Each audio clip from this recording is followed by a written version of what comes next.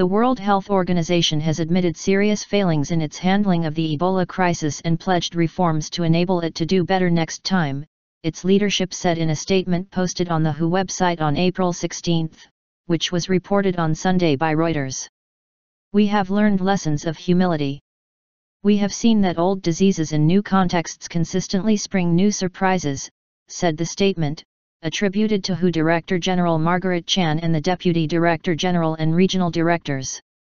"We have taken serious note of the criticisms of the organization that, inter alia, the initial WHO response was slow and insufficient, we were not aggressive in alerting the world, we did not work effectively in coordination with other partners, there were shortcomings in risk communications, and there was confusion of roles and responsibilities," it said.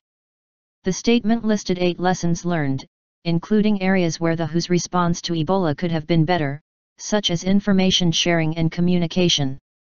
Some critics have said that its reluctance to declare the outbreak an emergency were major factors in allowing the epidemic to balloon into the worst Ebola crisis on record, with more than 25,000 cases and 10,000 deaths.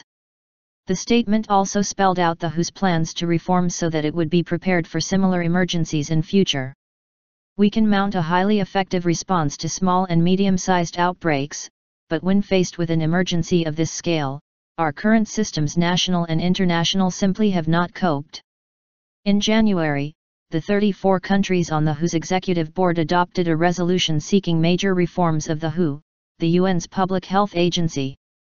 The planned reforms include the establishment of a 1,000 strong emergency reserve force, a contingency fund and a rapid response force, as well as a stronger command structure at the WHO and stronger international health rules to make sure every country is up to standard for disease preparedness.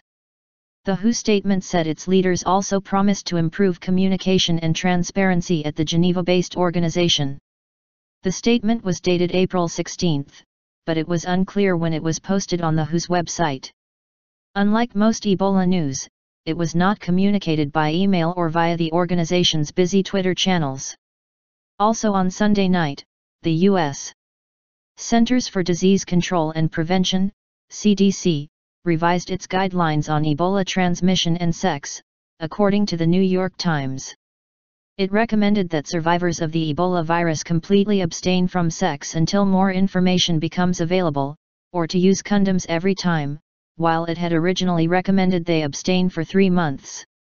The Times said the WHO and other health authorities have made similar recommendations in recent weeks based on evidence that a Liberian Ebola survivor may have transmitted the virus to his partner months after his recovery, suggesting that the Ebola virus genetic material may continue to live in semen for long periods of time.